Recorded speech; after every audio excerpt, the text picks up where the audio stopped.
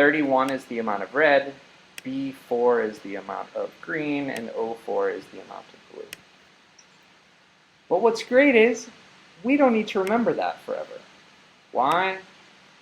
Because we're in a visual editing tool. So I can simply go into Format or Layout and change my colors. We're actually going to do that. So let's select this and choose blue. So I can just choose my colors right here. But what I can't do right here is change the color of the page. I dislike this about Google Sites. I dislike that all I can do on this page in Google Sites is edit this and this. Then I have to dig deep to change anything else. Remember I said that before? In fact, I still owe you, so I'm going to undo that. Let's leave that as a link for now. I'm going to click Save. John and I still don't have a description for our website. Or maybe he does. Maybe he skipped ahead. Okay, he found it. So, almost everything that we need to do except for editing a page, and what's the button next to edit page? Yeah, let's all create a new page. Thanks, Daniel. If you know HTML, you're allowed to leave early. Because you're doing great. Sure. They will really get the best of it. And they know that they can ask you for help. Yeah, sure. For the class, anytime. Sweet. We need to. What is it called? Google Sites No, or what we need to do for the. Oh, right. The yeah, I can't remember the word that Stacy uses. Right. I think of this time-based currency. Something like that. So, sure, the swap. Anytime. Oh yes. Thank you. Sweet. Take care, man. See you Monday. See you. So I'm going to create a new page, and I'm just going to call this About, since almost every website is going to have an About page. And it does give us some basic templates to use, although I rarely find those useful.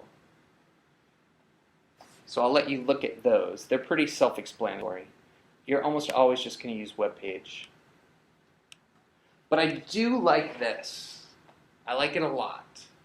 So it gives me the option to create sub-pages. So if you're going to have a lot of pages, you might just want to have categories for your site and then put pages under those categories. So maybe one category is tutorials, and then you have classifications of tutorials under that. So if I go back to the site that I created for our Saturday workshops, right now these are the buttons that I have going across. But if we were doing 50 Saturday workshops, it wouldn't really be practical to have 50 buttons. So I might want to group those together that way. I'm just going to click Create. Another thing I don't love about all of Google tools, they tend to like you to go back to the top of the page to save your changes. I've been using these tools for a long time, and still, every once in a while, I'm at the bottom of the page. There's nothing that lets me save, and I have to scroll all the way back up. I hate that. But it's a sacrifice I'm willing to make. So I'm going to click Create.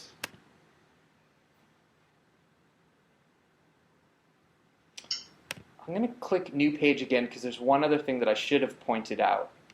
So let's say I'm going to create a Contact Us page.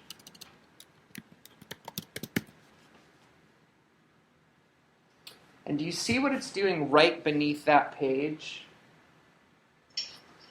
So it's telling me what the URL, what the actual address is that it's assuming that I want to use. But I have the option to change that URL. I'm going to do that right now because I always want my addresses to be as concise as possible.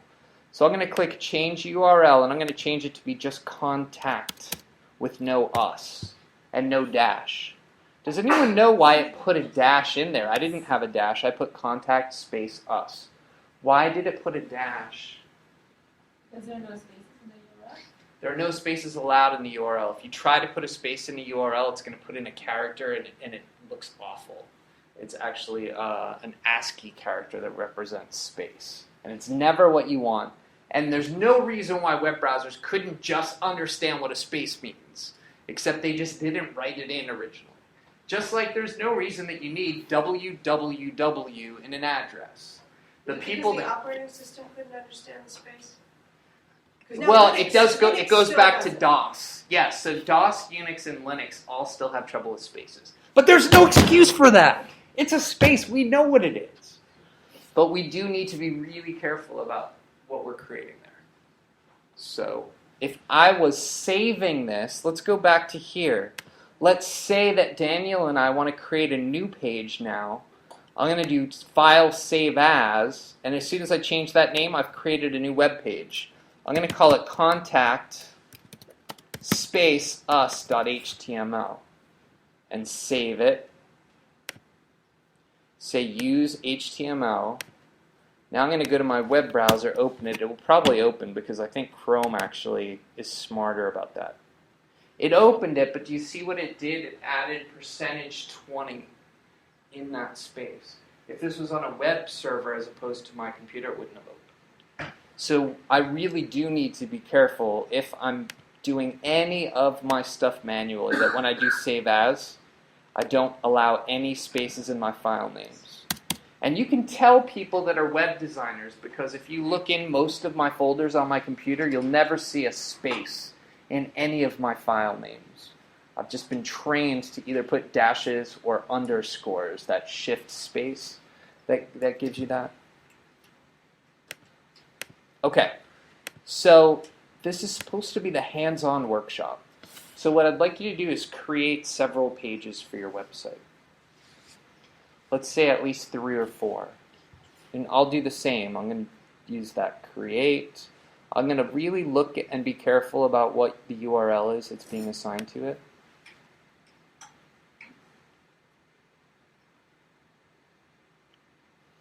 So I have home, about, contact us, sitemap. Make sure to click save. I'll create just 2 more. About history.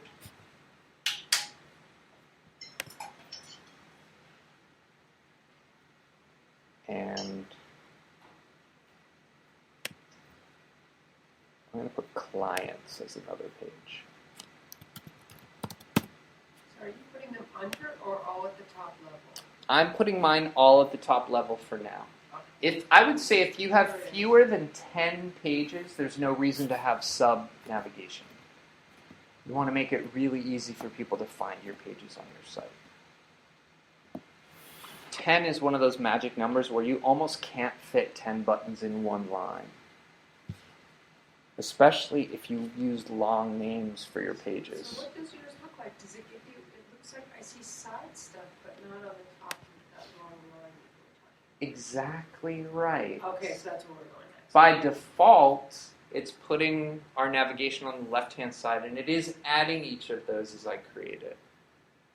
But did you notice, like Julie did, that on my website for the class, I was using buttons across the top? Google Sites does let us create a navigation that we can edit.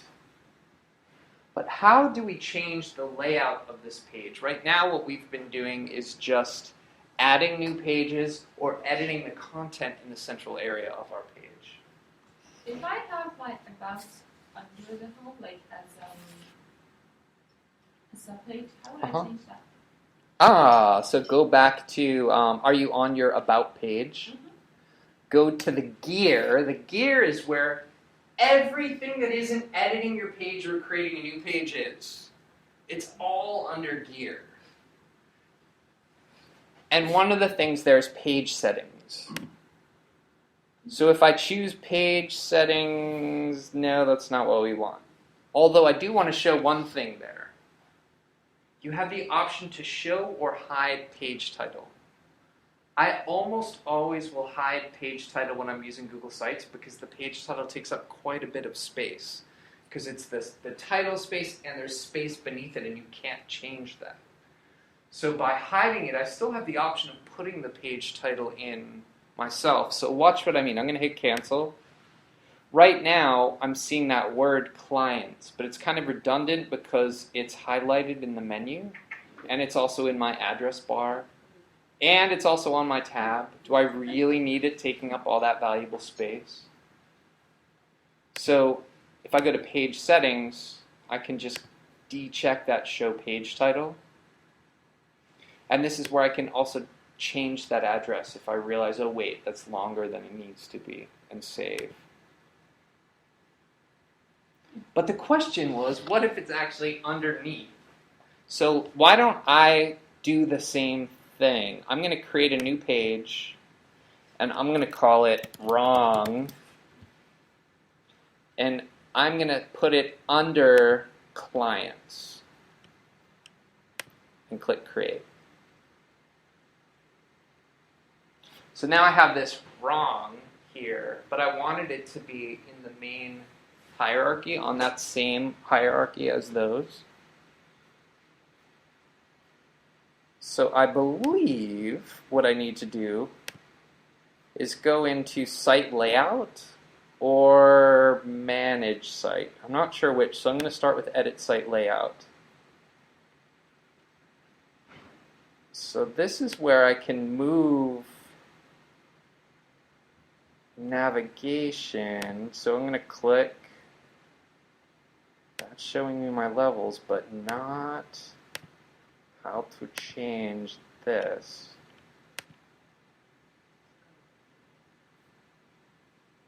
So if anyone finds it faster than me, you are absolutely welcome to jump in. But I think it must be under Manage Site, where we can go to... If you work That's back not where it. you were, Back to here, site layout. and now if you click on wrong on the left, Here. yeah. Now you can go ahead and move, can't you? I don't see where I can. On here. So Was it working for you? pages to show? Well, Yeah, this is for the whole menu. So watch, if I change this to 1 and click OK, that's going to disappear, I think. It means it's only showing one level. I usually use a horizontal menu, which works just a little bit different. There's where you In fact, that's where you can set it. Julia, I think I found it. Where? So go to Pages under Manage Site. Then individual web pages can be clicked and dragged to move them. pages. Yeah. So I went to Manage Site and then Pages, and then I'll open Clients, and then I can move it. Now I... Open up, yeah, so go to your web page, and then the sitemap pages, like pages, Yep. pages, and then where they have the hierarchy tree, you can click those and drag them, There you and go. just as if they're like a folder. So I dragged it onto the site, and that raised it to the next hierarchy up. Right. Thank you, Diane. I knew there was a reason we invited you.